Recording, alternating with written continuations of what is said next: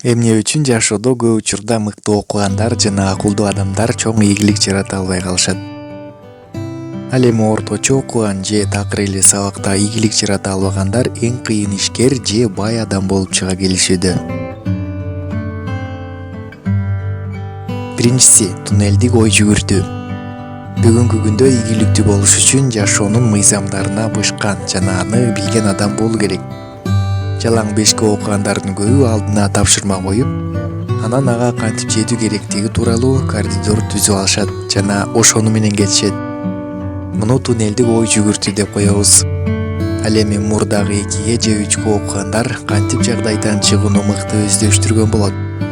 Мыкты окуган окуучу түп-түз кетсе, орто окуган адам ар түрдүү жолдор менен кеткенди жакшы көрөт.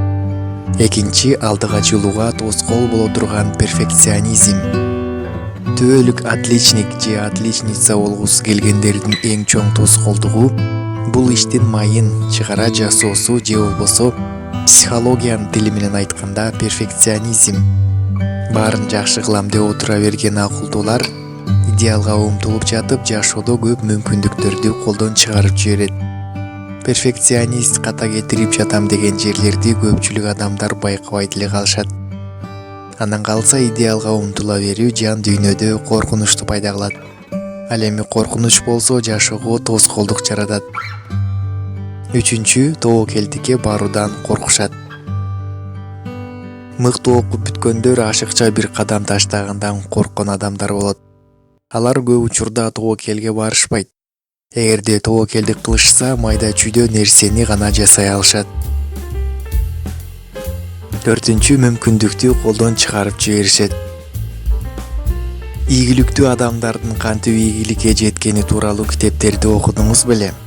Анда ал адамга турмушта кандай оор болгону, максатына жетүү үчүн тамак жебей, уктабай туугандары менен урушуп, кыйынчылыктарды жеңгени кеңири айтылат. Бирок бирөөдө дагы мүмкүндүк тууралуу бир ооз сөз айтышпайт.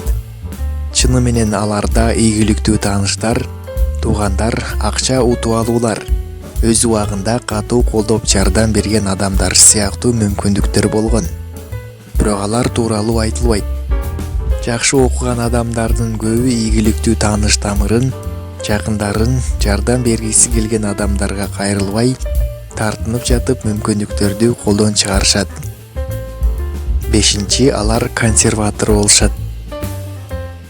Көп учурда сабакты жакшы окугандар жаңы бир нерсени жашоосуна киргизгенден коркушат.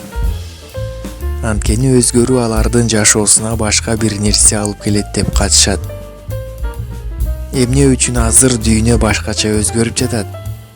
Анткени ийгилик жаңы нерселерди тапкан адамдарга келүүдө.